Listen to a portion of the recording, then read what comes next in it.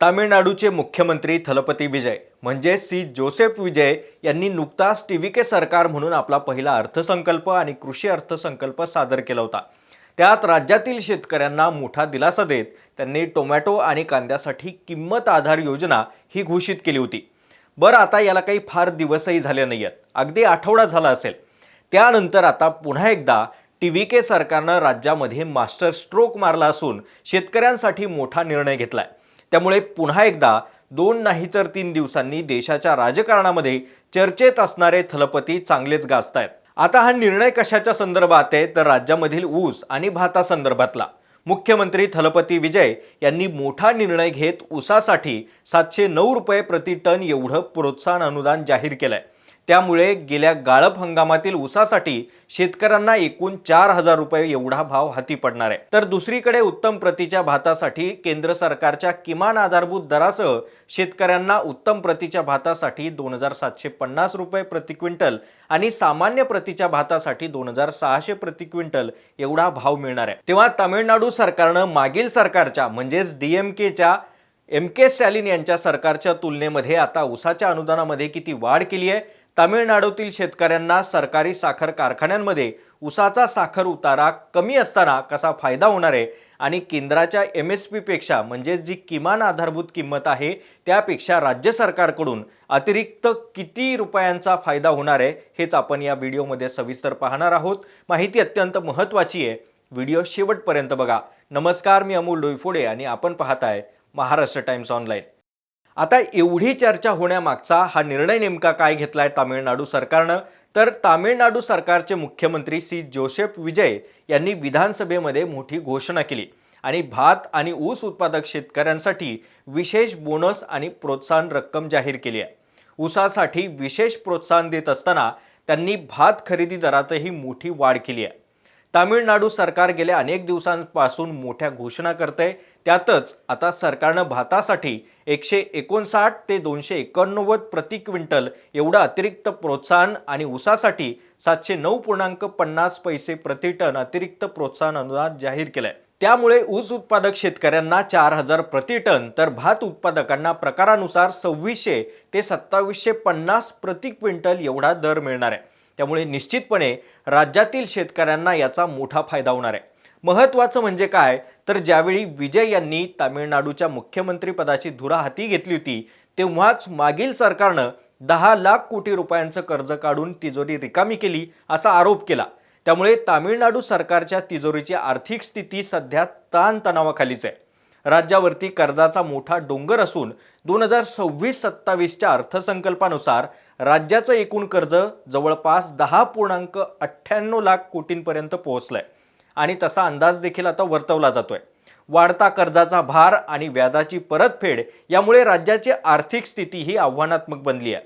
तरी देखील सरकार कल्याणकारी योजना सुरू ठेवत असून महसूल वाढवण्यासाठी प्रयत्न करत आहे। त्यामुळेच हे तामिळनाडू सरकारला जमतं तर इतर राज्यातील मुख्यमंत्र्यांना आणि सरकारला का जमत नाही अशीच टीका वारंवार केली जाते। तामिळनाडू राज्य आर्थिक अडचणींचा सामना करत असतानाही शेतकऱ्यांना ऐतिहासिक स्वरूपामध्ये प्रोत्साहन वाढ देण्यात आली आणि शेतकऱ्यांचा आवाज मुख्यमंत्र्यांच्या खुर्चीतून अधिक प्रभावीपणे मांडला जातो असा संदेश दिला गेला।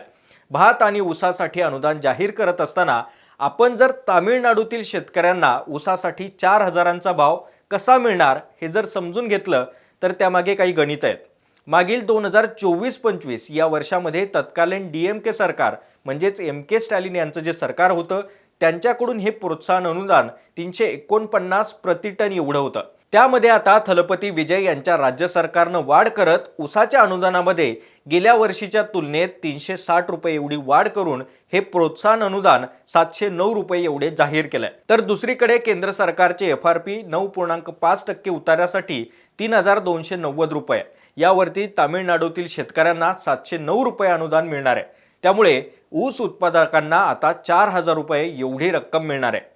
या निर्णयाचं शेतकऱ्यांकडून देखील जोरदार स्वागत करण्यात आलंय, कारण सध्या तामिळनाडूमध्ये राज्य सरकारच्या अखत्यारीत एकूण 14 साखर कारखाने आहेत। त्यापैकी आपण जर आकडेवारी बघितली तर 12 सहकारी साखर कारखाने आहेत तर 2 हे सार्वजनिक क्षेत्रातील कारखाने आहेत। यापूर्वी 14 पैकी केवळ 2 कारखान्यांमध्येच रिकव्हरी रेट हा 10% जास्त नोंदवला गेला होता।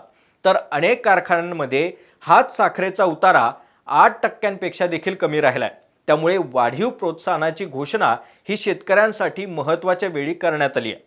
आता आपण जर हा साखर उतारा का महत्त्वाचा आहे असं जर प्रश्न असेल आणि ते समजून घेण्याचा प्रयत्न केला आणि त्याचं गणित कसं आहे हा जर प्रश्न उपस्थित केला तर ऊसापासून किती प्रमाणामध्ये साखर मिळते हे रिकव्हरी रेट दर्शवतं।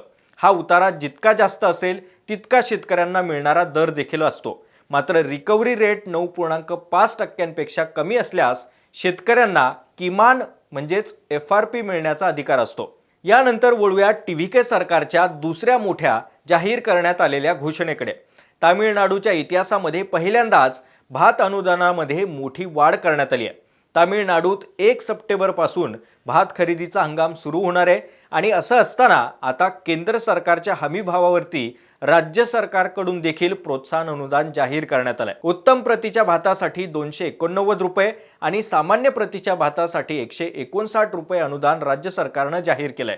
त्यामुळे केंद्र सरकारचा किमान आधारभूत दर म्हणजेच MSP धरून शेतकऱ्यांना उत्तम प्रतीच्या भातासाठी एकूण खरेदी किंमत ही 2750 रुपये प्रति क्विंटल असणार आहे, तर सामान्य प्रतीच्या भाताची खरेदी किंमत 2600 रुपये प्रति क्विंटल एवढी असणार आहे। मंडळी, ऊसाला प्रति टन 4000 रुपये देण्याचं आश्वासन DMK सरकारनं 2021च्या विधानसभा निवडणुकीच्या जाहीरनाम्यात दिलं होतं। मात्र त्यांना ते काही शक्य झालं नाही। त्यानंतर DMK सरकारच्या कार्यकाळ संपण्याच्या दिशेने जात असताना त्यांच्यावरती ऊस उत्पादकांना 4000 रुपये प्रति टन दर देण्याचं दीर्घकाळापासूनचं आश्वासन पूर्ण करण्यासाठी देखील दबाव वाढला। एवढंच नाही तर मार्च 2025 मध्ये देखील तामिळनाडू विधानसभेमध्ये तत्कालीन DMK सरकारचे कृषी मंत्री MR पनीरसेल्वम यांनी हे आश्वासन पुन्हा दिलं होतं। आता आपण मागील वर्षीच्या 349 प्रति टन राज्य प्रोत्साहनाच्या तुलनेमध्ये जवळपास दुप्पट म्हणजे 700 रुपये प्रति टन प्रोत्साहन अनुदान दिल्यानं 4000चं आश्वासन पूर्ण होऊ शकणार आहे। दरम्यान आपण जर 2025-26च्या साखर हंगामासाठीचा FRP पाहिला तर तो 355 प्रति क्विंटल एवढा निश्चित करण्यात आला होता। हा दर 10.25% मूलभूत साखर उतारा म्हणजेच रिकव्हरी रेट गृहीत धरून जाहीर करण्यात आला होता। म्हणजेच 2025-26 मध्ये या हंगामासाठी 10.25% साखर उताऱ्यासाठी या हिशोबामागे ऊसाला प्रति टन 3550 रुपये निश्चित करण्यात आला होता। यासोबतच 10.25%पेक्षा जास्त साखर उतारा मिळाल्यास प्रत्येकी 0.1% अतिरिक्त उताऱ्यासाठी 3.46 प्रति क्विंटल प्रीमियम हा शेतकऱ्यांना मिळणार होता। तर 10.25%पेक्षा कमी उतारा असल्यास प्रत्येकी 0.1% घटीसाठी 3.46 प्रति क्विंटल FRP कमी होणार होती। मात्र शेतकऱ्यांच्या हिताचं संरक्षण करण्यासाठी केंद्र सरकारने एक महत्त्वाचा निर्णय घेतला होता। तो म्हणजे ज्या साखर कारखान्यांमध्ये रिकव्हरी रेट 9.5%पेक्षा कमी असेल तिथे FRP मध्ये कोणतीही कपात केली जाणार नव्हती। म्हणजेच काय तर अशा परिस्थितीमध्ये शेतकऱ्यांना 329.5 प्रति क्विंटल म्हणजेच 3290.50 पैसे प्रति टन एवढा दर दिलाच पाहिजे असा निर्णय होता। सध्या आपण या व्हिडिओमध्ये आता इथेच थांबतोय। मात्र थलपती विजय यांच्या राज्यामध्ये शेतकऱ्यांसाठी घेतल्या जाणाऱ्या एकामागून एक अशा शेतकरी हिताच्या आणि लोककल्याणकारी मोठ्या निर्णयांबद्दल तुम्हाला काय वाटतंय? त्यांच्या राज्याची आर्थिक परिस्थिती नसतानाही तिकडे असं होऊ शकतं, मग आपल्याकडे का नाही? याबद्दल तुमची काय भावना आहे? तुमचं काय मत आहे? आम्हाला कमेंट्स करून नक्की कळवा। व्हिडिओ आवडला असेल तर जास्तीत जास्त लाईक करा, शेअर करा। सोबतच आमच्या महाराष्ट्र टाइम्सच्या YouTube चॅनलला सबस्क्राईब करा आणि आमच्या Facebook, Insta पेजलाही फॉलो करा।